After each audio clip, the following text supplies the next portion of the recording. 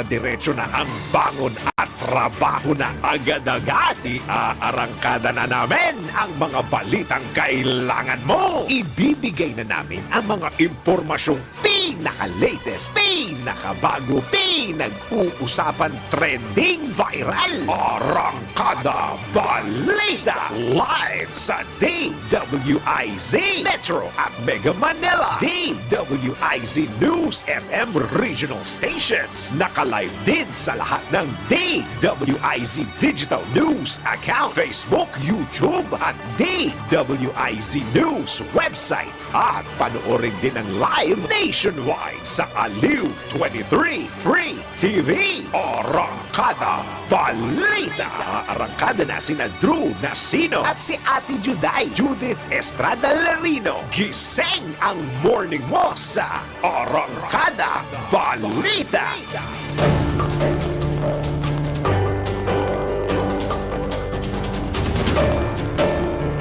Magandang umaga, Luzon, Visayas at Mindanao. Ngayon po ay araw ng January 15, 2024. Sa ngalan ni Drew Nasino at Judith Estrada Larino, ako po si Jen Patrolia. Arangkada Balita. Samantala, narito na ang headlines. Transport Group muling magsasagawa ng tigil pasada. Arangkada Balita. Presyo ng repolyo sa mga pamilihan bumaba bunsod ng oversupply. Arangkada Balita. 2024, mas magiging mainit kumpara sa 2023, bunsod ng El Nino phenomenon ayon sa United Nations. Arangkada Balita. Sample mula sa kontaminadong tubig sa Baguio City nagpositibo sa virus kasunod ng outbreak ng diarrhea. Arangkada Balita. Balita sa ibayong dagat, isang bulkan sa Japan sumabog. Arangkada Balita. At sa mundo naman ng pampalakasan, All-Star Game gaganapin sa home court ng Los Angeles Clippers. Arangkada Balita. At sa balitang showbiz, Pauline Luna manganganak na. Arangkada Balita. Regalo sa bagong kasal, viral sa social media. Arangkada Balita. At samantala, narito na ang mga naglalakihang mga balita. Nakatakdang magkasa ng malawakang tigil pasada ang grupong na bukas Enero 16. Ang tigil pasada ay bahagi pa rin ng pagtutol ng nasabing grupo sa PUV Modernization Program ng pamahalaan. Kaugnay nito, aabot naman sa 10,000 katao ang inaasahang lalahok sa tigil pasada na kinabibilangan ng mga jeepney driver, operators sa iba't ibang student council at transport group. Arangkada Balita. Kaugnay ng balitang yan, nakiusap naman ang Office of Transportation Cooperatives sa Public Utility Vehicle Operations at Driver sa bigong makapag-consolidate sa PUB Modernization Program ng pamahalaan na magkusa ng hindi bumiyahe pagsapit ng Enero 1. Ayon kay OTC Chairman Andy Ortega, ito'y upang hindi magkahulihan o magkagulo pa. Matatandaan una lang inihayag ng opisyal na hindi mawawalan ng trabaho ang mga driver at operators sa pamagitan ng pagsali sa transport cooperative o korporasyon. Arangkada Balita. Tutulungan din ng pamahalaan ang lahat ng driver ng unconsolidated jeepneys at UV Express na makahanap ng trabaho sa pamamagitan ng transport. Ayon kay Andy Ortega, Office of Transportation Cooperatives, Chairman ng Department of Transportation, Transport Cooperative o korporasyon ang mga apektadong driver. Dagdag pa ng opisyal, Tinututukan ng DOTR ang panawagan ng Commission on Human Rights para sa balanced and considerate approach sa pagpapatawad ng Public Utility Vehicle Modernization Program. Paliwanag pa ni OTC Chairman Ortega, malaya ang mga transport group na mamili ng suppliers ng kanilang sasakyan sa gitna ng mga alalahanin tungkol sa imported na minibus. Samantala, hanggang Enero 31 na lamang maaaring pumasada ang mga PUBs na bigong makapag-consolidate sa nasabing programa. Arangkada Balita! Samantala, sa latest ng Filipino Mirror, nilinaw ni Office of Transportation Cooperatives Chairman Andy Ortega na walang basehan para itaas sa 50 pesos ang minimum na pasahe sa modern jeepney. Ayon kay Ortega, sa nakalipas na 6 na taon, tumaas lamang hanggang 13 pesos mula sa 9 pesos ang pasahe sa traditional na jeep, habang mula 8 pesos hanggang 15 pesos naman sa modernong Nauna lang binalaan ng First Group na para ay advocates for inclusive transport ang publiko dahil sa nakaambang 50 pesos na minimum na pasahe dahil sa mabigat na gastusin ng mga operator at driver bunsod ng implementasyon ng PUV Modernization Program. Arangkada Balita! Pusina naman para sa mga motorista. Asahan na ang dagdag singil sa presyo ng produktong petrolyo bukas Enero 16. Dahil dito magkakaroon ng taas singil sa 80 sentimo hanggang piso ang kada litro ng diesel, habang 20 hanggang 40 sentimo naman ang dagdag presyo sa kada litro ng gasolina. Asahan na rin ang 70 hanggang 90 sentimo ang taas singil sa kada litro ng kerosene. Arangkada Balita! Samantala, pansamantalang isasara ang NLEX Harbor Link sa January 18 bandang alas 10 ng gabi hanggang alauna ng madaling araw sa January 19. Ito'y upang bigyang daan ng safety enhancement works. Papuntang Mindanao Avenue ang NLEX Harbor Link Ramp R10 ramp, habang papuntang Valenzuela at Pampanga. Pinayuhan naman ang lahat ng motorista mula R10 papuntang Mindanao Avenue o sa NLEX northbound na dumaan muna sa C3 Road at pumasok sa NLEX Harbor Link C3 entry ramp. Maaari naman dumaan ang mga papuntang NLEX connector sa C3 Road, pumasok sa NLEX connector C3 ramp. Mga ilalagay na directional signs magtatalaga naman ang pamunuan ng NLEX Corporation ng patrol crews at marshal sa strategic areas para sa mas maayos na daloy ng trapiko. Arangkada Balita! Samantala, sumadsad naman ang presyo ng repolyo sa ilang pamilihan. Batay sa tala ng Department of Agriculture, naglalaro na lamang sa 35 pesos hanggang 80 pesos ang presyo ng kada kilo na nito noong nakaraang buwan. Paliwanag ng Samahang Industriya ng Agrikultura, ito'y dahil sa oversupply sa naturang gulay mula Disyembre bunsod ng magandang aniya. Matatanda ang kamakailan lamang, itinapon sa isang bangin sa Tinok, Ifugao ang tone-toneladang repolyo matapos itong tanggihan sa bagsakan ng gulay sa La Trinidad, Benguet. Arangkada Balita! Matumal din ang bentahan ng bigas sa ilang pamilihan bunsod ng pagsirit ng presyo nito. Sa Blumentritt Market, naglalaro sa 53 pesos hanggang 58 pesos ang presyo ng kada kilo ng lokal na bigas, habang nasa 9 pesos ang presyo ng kada kilo ng import na bigas. Nasa 59 pesos naman hanggang 64 pesos ang presyo ng kada kilo ng special rice. Paglilinaw pa ng mga nagtitinda, walang problema sa supply ng bigas, ngunit matumal ang bentahan nito bunsod ng pagtaas ng presyo ng naturang pangunahing bilihin. Arangkada Balita! Nagpapala naman ang watchdog group na Bantay Bigas o isang grupo na Bantay Bigas hinggil sa pagtaas ng insidente ng gutom sa bansa. Sa gitna ito ng nagpapatuloy na pagtaas ng presyo ng mga retail na bigas. Ayon kay Kate Estavello, Bantay Bigas spokesperson, bumaba ang bilang ng mga kilo ng bigas na binibili ng mga namimili o customer. Dagdag pa ni spokesperson Estavello, na kahit sa mga lalawigang nagpo-produce ng bigas sa gitnang Luzon, mataas ang retail price ng mga pangunahing pagkain.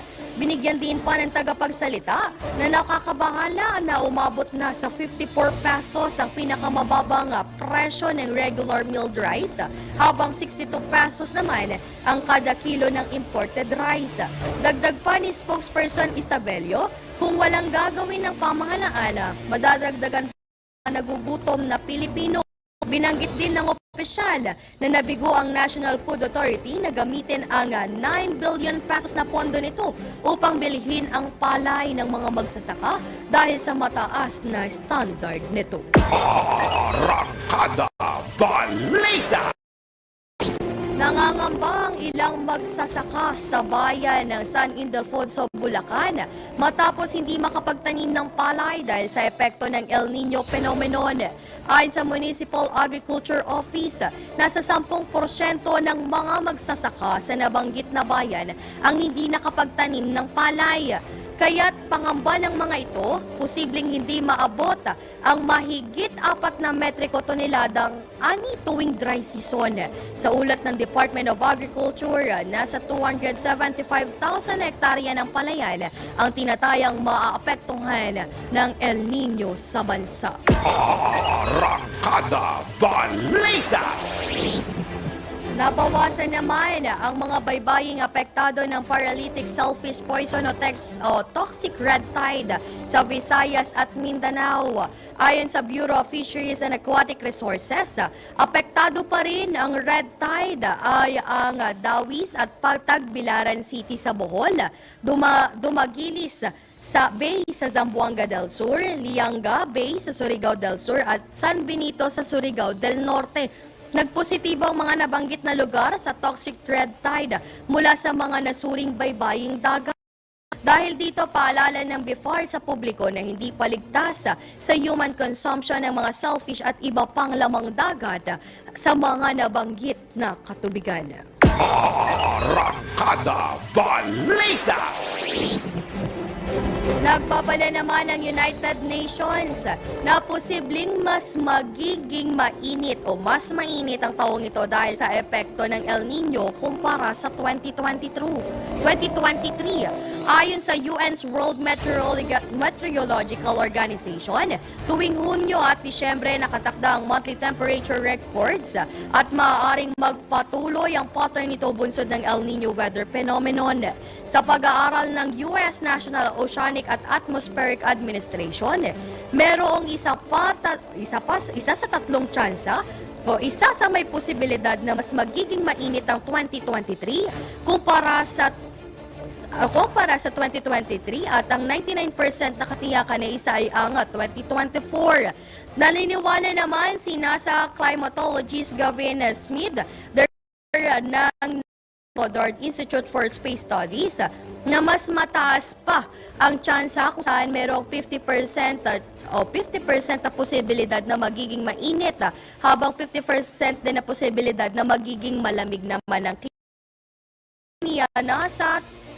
Dagdag pa ng opisyal na may mga pahiwatig ang misteryosong pagbabago sa mga sistema ng klima ng mundo, ngunit mangangailangan ng mahigit pang datos upang kumpirmihin o linawin ang datos.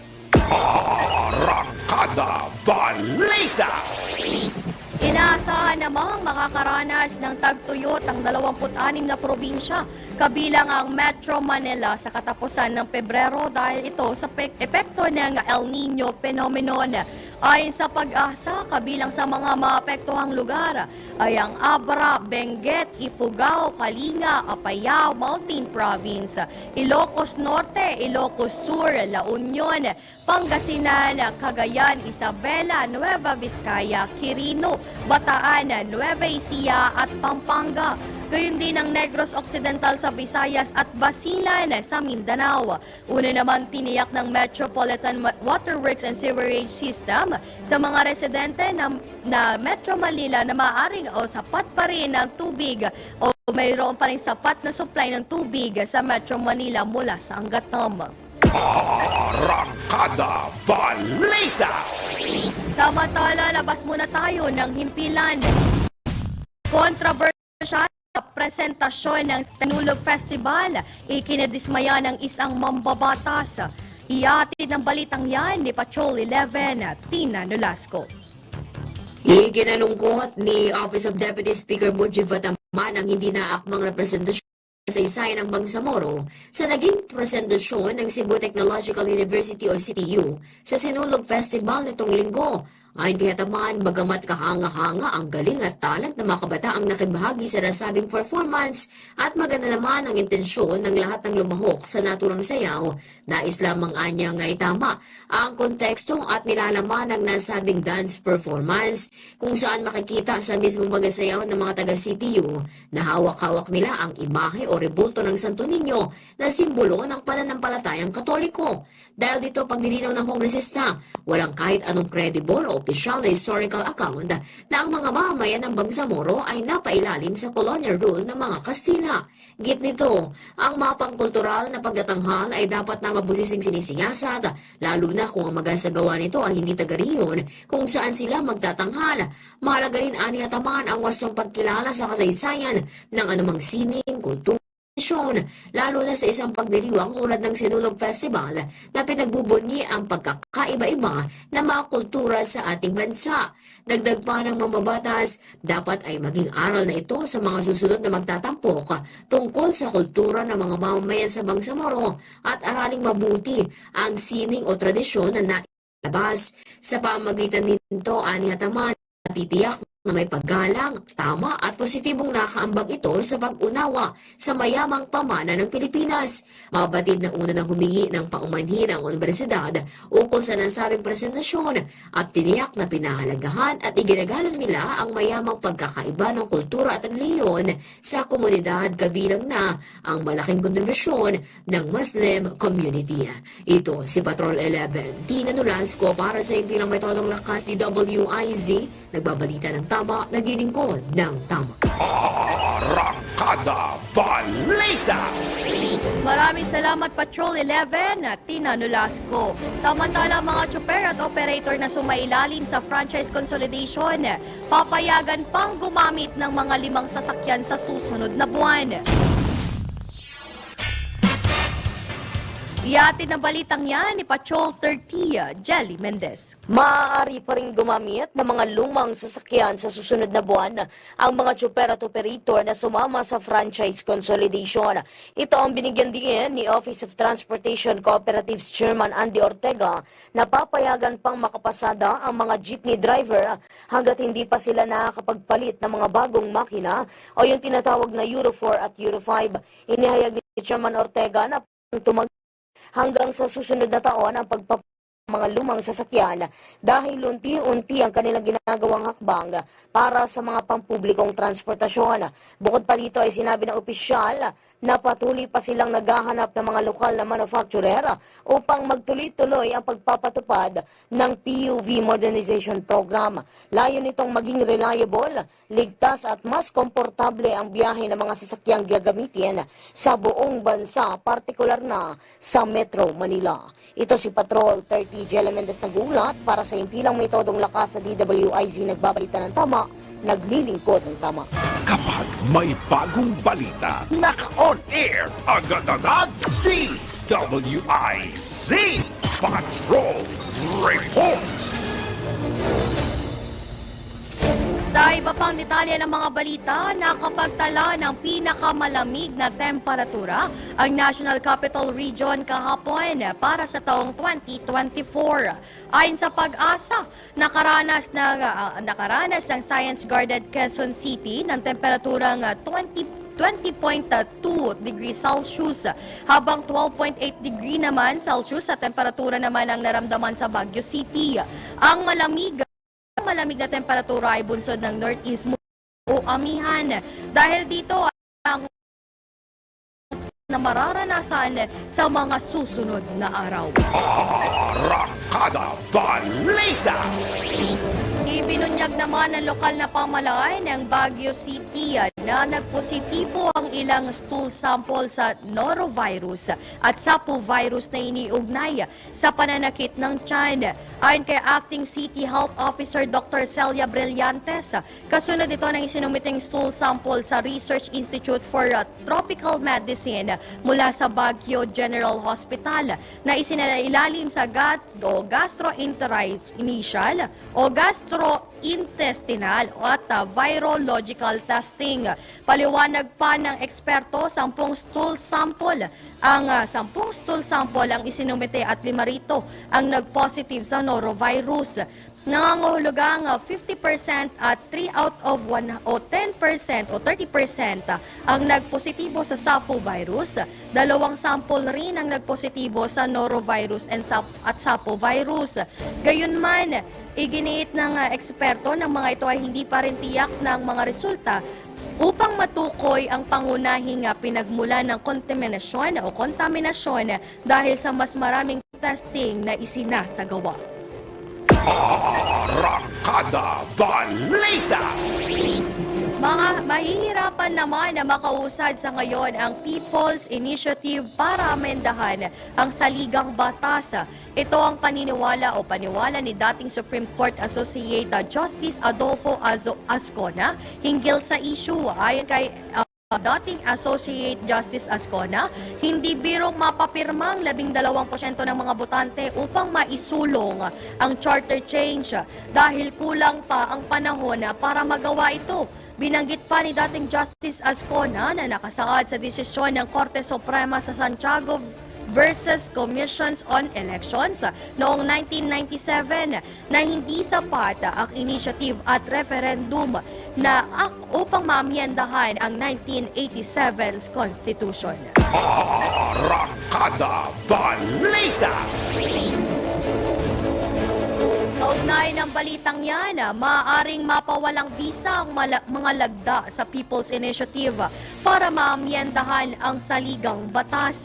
Ito ang iginiit ni Commission on Elections Chairman George Garcia sa gitna ng alingas-ngas ng may nangyayaring bayaran ng 100 piso sa mga lalagda sa People's Initiative para maisulong ang charter change.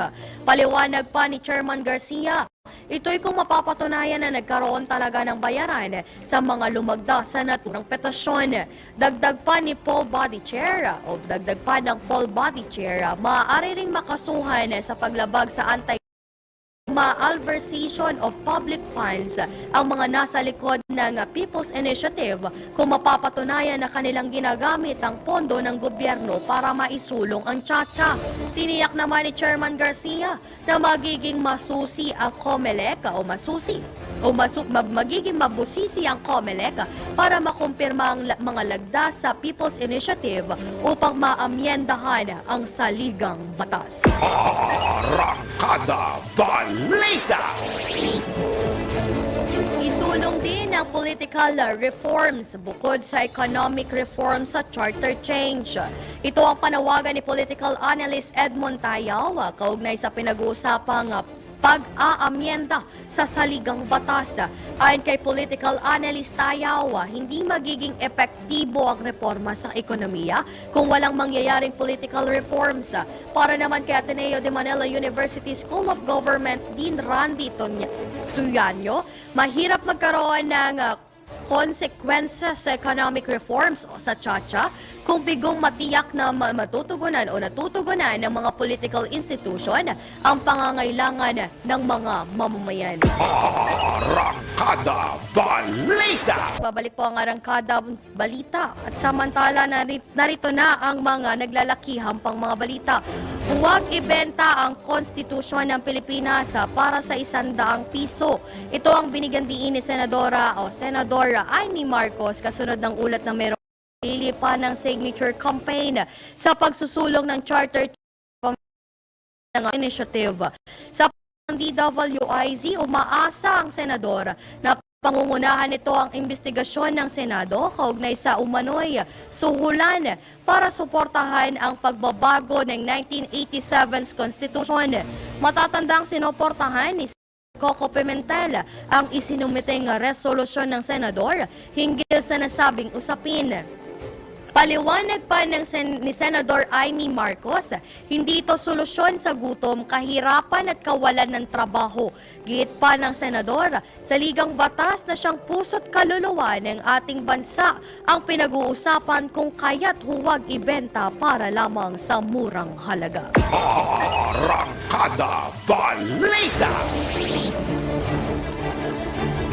Samantala, tanggap muna tayo ng Pag-asa Report. Alamin na natin ang lagay ng panahon. Ihatid niya ni Miss Rhea Torres. Miss Rhea, magandang umaga po. Yes, so magandang umaga din po sa inyo. Magandang umaga po sa ating mga taga-subaybay. Sa magiging lagay po ng panahon sa susunod na 24 oras sa ating bansa, yung shear line po ay patuloy na nakakaapekto sa silangang bahagi ng Visayas at Mindanao. Samantala, yung hanging amihan naman po ay patuloy na umiiral at nakakaapekto sa malaking bahagi ng Luzon at nalalabing bahagi ng Visayas. Ngayong araw po, asahan po natin yung mga kalat-kalat mga pagulan, pagkidlat at pagkulog sa Southern Leyte, Caraga, Northern Mindanao at Davao Region. Kaya po pinag-iingat po yung ating mga kababayan dyan dahil sa posibleng mga katamtaman hanggang sa paminsan-minsan malalakas mga pagulan. Posible din po yung mga pag ng lupa. Samantalang sa Cordillera, Cagayan Valley, Aurora, Quezon at Bicol Region, magiging maulap din po yung papurin. May mga chance lamang din ng mga kakaranas po tayo na may hina mga pagulan o mga pag-ambon. At sa nalalabing bahagi naman po ng ating bansa, kabilang po yung Metro Manila, maaliwalas na panahon naman po yung mararanasan natin. May mga chance din po na posible yung mga pulo-pulong may hina mga pagulan sa bahagi ng Luzon.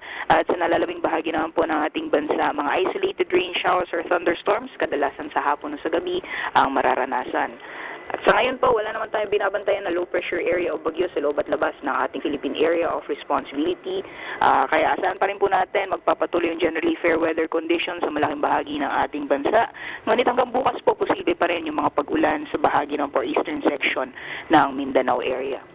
Sa kalagayan naman po ng ating karagatan, meron po tayo nakataas na gale warning sa hilagang baybayin ng Northern Luzon at silangang baybayin ng Southern Luzon, Visayas at Mindanao. Kaya delikado pong pumalaot lalong-lalo na sa may mga malit na sakyang pandagat. Temperatura ngayong araw sa Metro Manila maglalaro mula 23 to 30 degrees Celsius, 13 to 23 sa Baguio City, 24 to 30 degrees Celsius sa Legazpi City, 26 to 29 degrees Celsius for Metro Cebu at sa Metro Davao naman 26 to 32 degrees Celsius. Yan po munang litas mula dito Miss sa Pag-asa Rhea? Weather. Yes po. Miss Rhea, confirm ko lang po itong pinakamalamig na temperatura na naranasan dito sa National Capital Region. Ay dahil po ba yun sa amihan? Yes po, tama po. Yung 2 degrees Celsius recorded kahapon dito sa Science Garden ay dulot po yun ng epekto ng Northeast Monsoon. And maraming salamat po, Miss Rhea. Maraming salamat din po. Magandang umaga. At samantala, sa iba pang detalye ng mga balita, naniniwala si Senador Amy Marcos na nanggagaling sa loob ang planong destabilisasyon laban sa administrasyon ng kanyang kapatid na si Pangulong Ferdinand Marcos Jr. Bagamat hindi na nagbigay pa ng karagdagang detalye ang senador hinggil dito. Ayon kay Senator Amy, ipinagkibit balikat na lamang ni PBBM ang nasabing ulat. Gayunman, nagbanta ang senador sa mga nagbabalak na pabagsakin ang kasalukuyang administrasyon na hindi magugustuhan ng sino man kapag nagalit na si Pangulong Marcos. Arangkada Balita! Bumiyahe naman si Pangulong Ferdinand Bongbong Marcos Jr. sa Brunei matapos imbitahan ang royal ng anak ni Sultan Hassan Al Bolkiah noong nakalipas na Sabado, Enero 13. Ay sa Presidential Communications Office, ang pagdalo ni PBBM ay muling pagpapatibay ng bilateral ties o bilateral relations sa pagitan ng dalawang bansa. Nakasama ni Pangulong Ferdinand Marcos Jr. sa nasabing royal wedding ang iba pang leader ng bansa. Arangkada Balita! Tanggap muna tayo ng Metro Patrol. Alamin na natin ang presyo sa ilang palengke, o ilang presyo sa mga produkto dyan sa palengke sa Kamanaba. At ihatid ng balitang yan ni Beth Samson. Beth, magandang umaga. Yes. Good morning, Miss Jen. Ang sarap sanang mamalengke dahil bumaba na ang mga presyo ng gulay tsaka itlog sa mga palengke ng Kamanaba. Kaya lang, patuloy pa rin ang pagsirit ng presyo ng bigas. Isa lang, mataas ang bigas. Dito sa Valenzuela, meron pa rin silang 52 hanggang 50 pesos na bigas, samantalang sa area ng Malabon, 53 ang pinakamababa. Meron silang bigas na 55, 53, 52, 58 pesos, 55, 54, at base 65 pesos. Ito yung special rice na imported, Miss Jen. Kaya ang hirap ng bumili ng bigas, hindi na siya bumaba. Noong nakaraang linggo ng aking pag-report, may 49 pesos pa nga sa Valenzuela. Pero as of kaninang umaga, kaninang madaling araw, sa aking pag-ikot, 50 na ang pinakamababa at 52. Ayan. Ngayon, pagdating naman sa baboy, nag-ikot ako kanina, 320 na lang, na dating 340 to 350. Samantalang ang buto-buto, 280 pesos. Ang pata, 260. Diempo, 340 to 350 pesos. Ang atay ay 300. Samantalang bumaba na rin ang manok, Miss Jen, 170 to 180 pesos. At ang paa ng manok ay 140 pesos na lang. Pwede na mag-adobo. Ayan, paa. Magaganda. Maganda rin ang mga laman. Mataba siya. May mga buto-buto na may laman sa gilid na pwede mo isigang at pwede mo ring ilaga. Sa isdaan naman, Miss Jen, kapansin-pansin, wala akong nakitang galunggong. Dahil ang GG na paborito ng mga Pinoy ay masyado raw mataas ang hango sa bayan, maging sa fish port. So ang tilapia naman ay 150 pesos ang Batangas, Bangos 240, Dagupan naman yun sa Pangasinan, ang Espada 300, ang Salmon Belly 380, ang Pampano ay 390, samantalang ang ulo ng salmon ay 300, at ang pusit naman na kalawang 360, ang tahok ay 100, yan, walang galunggong. Pero matutuwa ka naman, Miss Jen, dahil ang mura ng gulay ngayon. Ang repolyo, Mama Beth, magkano na kaya? Nako, Miss Jen, ang repolyo sa Kamanaba, 50 pesos na. Ang isang kilo o isang Yes, ang kilo, ang gaganda. Sariwang-sariwa, yung bilog at saka yung repolyo parang Bagyo. Yun ay talagang bumaba. Ayan, gaganda, Miss Jen, no? Ayan na repolyo, ang gaganda. Bilog na bilog, sariwang-sariwa. Yan. Meron naman talong na, tumaas ang talong, 100 piso per kilo. Sayote, bababa rin, Miss Jen. 35 pesos nila na dating 50 pesos. Ang patatas, bababa rin ng 20 pesos dahil 120 na lang na dating 140. Ang carrots, bumaba din ng 20 pesos dahil dati yung 100. Kanina hanggang kagabi rin, Pwede na pang pansit. Pansit, chapsoy, marami ng gulay. Akbet. Ay, ang gaganda. Yung kamatis, ayan, no? Ganda. Yung repolyo, napakaganda. Pwede ka na mag-chapsoy, tsaka ginis ang repolyo. Ang bell pepper, bumaba na rin, Miss Jen. 120 na lang, na dating 300 yan ng Pasko. Ang bitsuela, 75 pesos na lang, na dating nag-120 pa yan, hanggang 130. Samantalang ang bawang, ito yung 150, hindi ito gano'ng nababasa. Naging stable pa rin, Mama Beth, ang presyo niya. Opo, kayang-kaya pa rin ang presyo. Bigas lang talaga yung problema natin. Sa bagay, paano ka kakain ng ganyang kamurang gulay kung mahal naman ang bigas mo? Huwag na mag-unli rice. Huwag na. Bihira na rin ang unli rice eh. Hindi na katulad dati. Ang kanin nga, Miss Jen, na isang order, dati nakakabili ka ng 10. Ngayon, 12 hanggang 15 sa mga karinderya.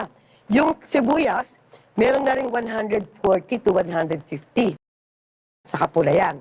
Yung kamatis, 60 pesos lang ang pupula. Pwede na magminudo, pwede magsasyado. Ang sili, Mama Beth. Yun, naku, natanong mo. Thank you for asking that. Tumaas ang siling labuyo. Ang siling labuyo. Tumaas na naman, 280 per kilo. At ang sabi itong linggo to, baka mag-350 pa yan.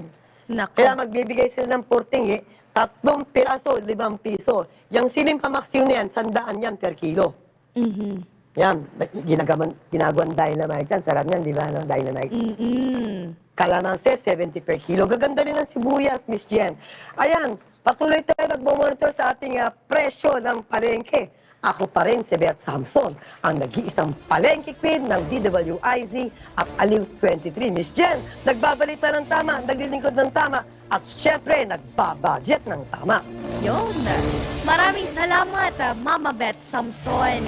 At samantala sa iba pang detalye ng mga balita, asahan na sa Department of Finance ang mga bagong idea sa ilalim ng pamumuno ng bagong Finance Secretary Ralph Recto o sa bagong itinalaga na si Secretary Ralph Recto. Ito ang binigyan diin ni Pangulong Ferdinand Marcos Jr. Bilang bahagi ng hadikain sa administrasyon na mapalago pa ang ekonomiya ng bansa. Si Pangulong Marcos na Secretary Recto para sa ekonomiya ng bansa. Gayunman, nilinaw ng presidente na mananatiling umiiral ang mga panuntunan at ginagawang pangangasiwa sa pondo ng pamahalaan. Arangkada Balita! Inilatag naman ni bagong talagang Finance Secretary Ralph Recto ang kanyang plano para sa pag-unlad ng ekonomiya ng Pilipinas. Kabilang na rito ang pagpapalakas at magiging matatag palalo ang economic fundamentals, pagpapatuloy ng mga reforma at matulungan ng mga mamimili mula sa epekto ng mataas na presyo ng mga pangunahing bilihin. Ipinaksa rin o sinabi pa ni Secretary Recto na ang mga mahalagang reforma kasama ang pagbabago sa mga batas kaugnay sa kalakalan at pamumuhunan Public-Private Partnership Code at Maharlika Investment Fund. Gayon din ang suporta para sa reforma para sa buwis, fiscal discipline at maayos na debt management strategy.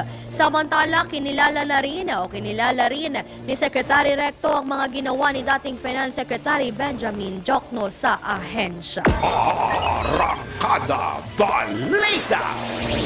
Tanggap po ng probinsya.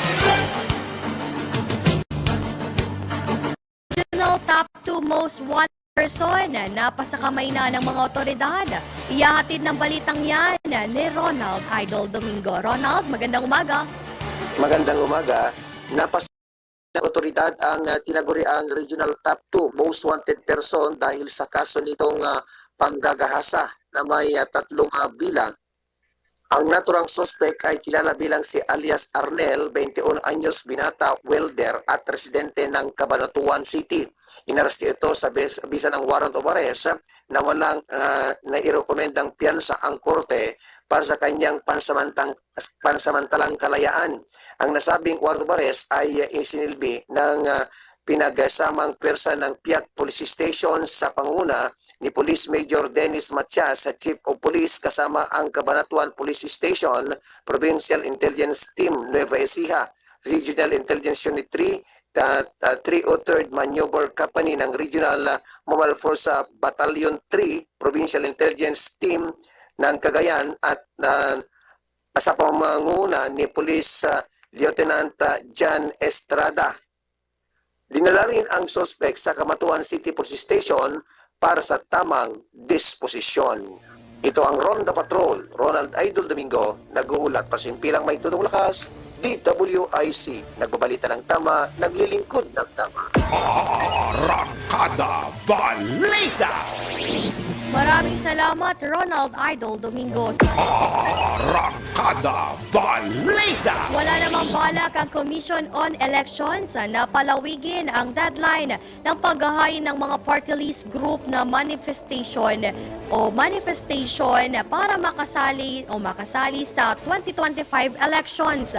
Ipinagtataka rin ni COMELEC Chairman George Garcia kung bakit may mga nananawagang palawigin pa ang nasabing deadline, gayong maraming party list naman ang nakapagsumite ng manifestation sa tamang oras.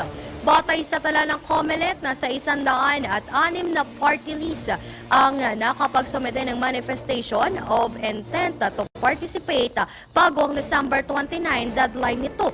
Mas mababa ito kumpara sa mga party list na sumali noong 2022 elections. Arangkada Balita! Pinatitiyak naman ni Senate Majority Leader Joel Villanueva sa Department of Migrant Workers at Department of Foreign Affairs ang maayos at agaran na pagbibigay ng back pay at benepisyo sa mahigit 700 overseas Filipino workers na nawala ng trabaho sa New Zealand.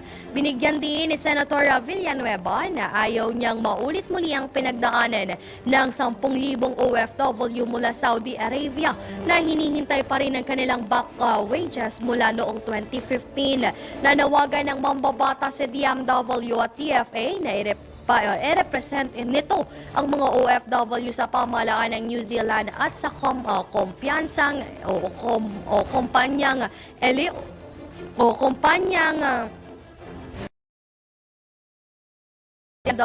na i-represent nito ang mga OFW sa pamahalaan ng New Zealand. Binanggit pa ng senador na ang mga alalahanin tungkol sa sitwasyon ng mga OFW gaya ng restriksyon sa visa at kalagayan ng kanilang pamilya. Arangkada Balita!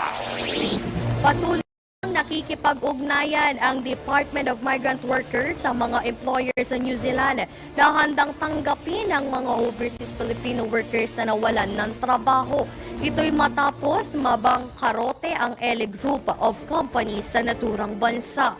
Ayon kay Migrant Workers Undersecretary Patricia Ivona Kaunan, na magbibigay sila ng 1,050 New Zealand dollars sa mga OFW na naapektuhan sa nangyari. Sa ngayon, nasa 107 benepisyaryo ng nabigyan ng tulong ng DMW. Arangkada Balita! Nais naman ng Department of Tourism na malagpasan pa ang kita nito sa mga domestic touristong nakaraang taon.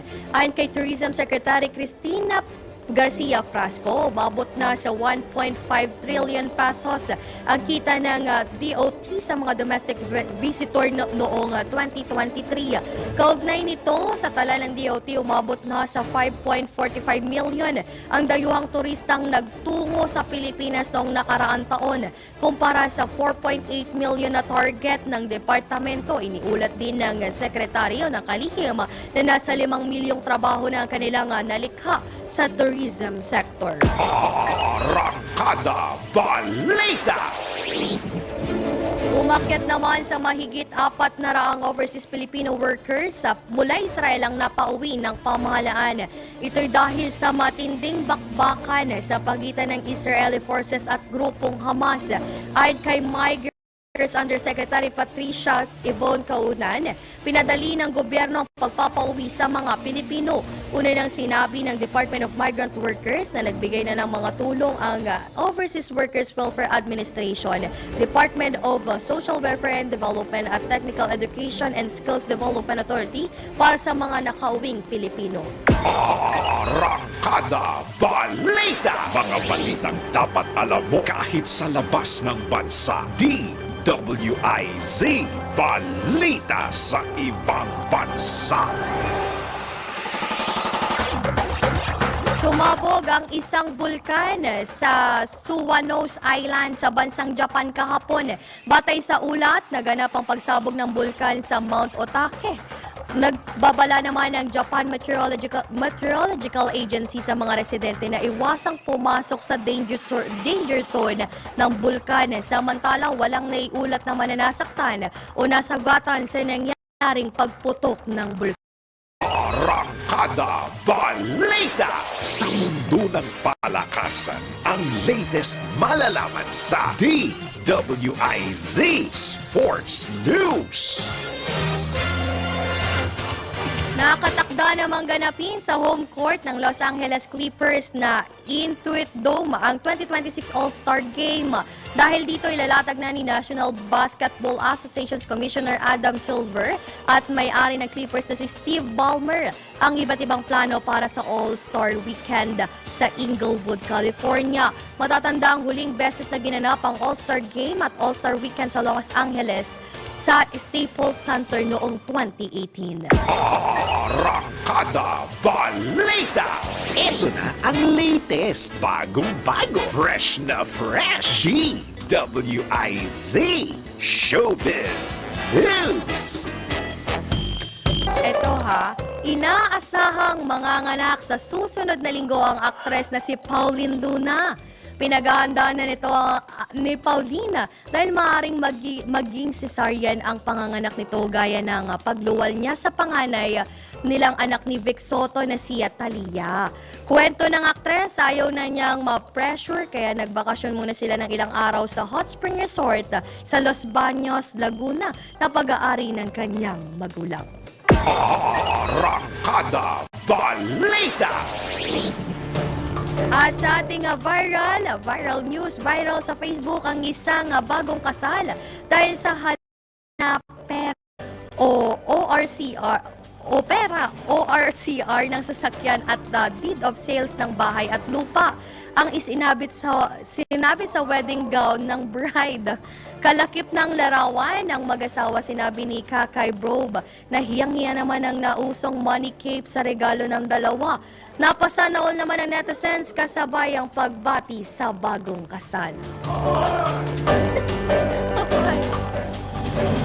Ayan, congratulations po sa ating bagong kasal. Sana all. Ay, dito Tito lang, gusto ko ng bahay. At yan nga po, dito na lamang po nagtatapos ang Arangkada Balita. Sa ngalan po ni Judith Estrada Larino at Drew Nasino, ako po si Jen Patrolya. At susunod na ang programa ang Tandem kasama si Drew Nasino at Judith Estrada Larino. Para diretso na alive ang umaga mo. Para diretso na buhay ang dugo mo. Para diretso na ang bangon at trabaho na agad-agad. Iarangkada na namin ang mga balitang kailangan mo. Ibibigay na namin ang mga impormasyong pinaka-latest, pinakabago, pinag-uusapan, trending, viral. Arangkada Balita live sa DWIZ Mega Manila, DWIZ News FM regional stations. Naka-live din sa lahat ng DWIZ Digital News account, Facebook, YouTube at DWIZ News website. At panoorin din ang live nationwide sa Aliw 23 Free TV. Arangkada Balita. Arangkada na sina Drew Nasino at si Ate Juday, Judith Estrada Larino. Gising ang morning mo sa Arangkada Balita. Live araw-araw, Monday to Friday, 5 a.m.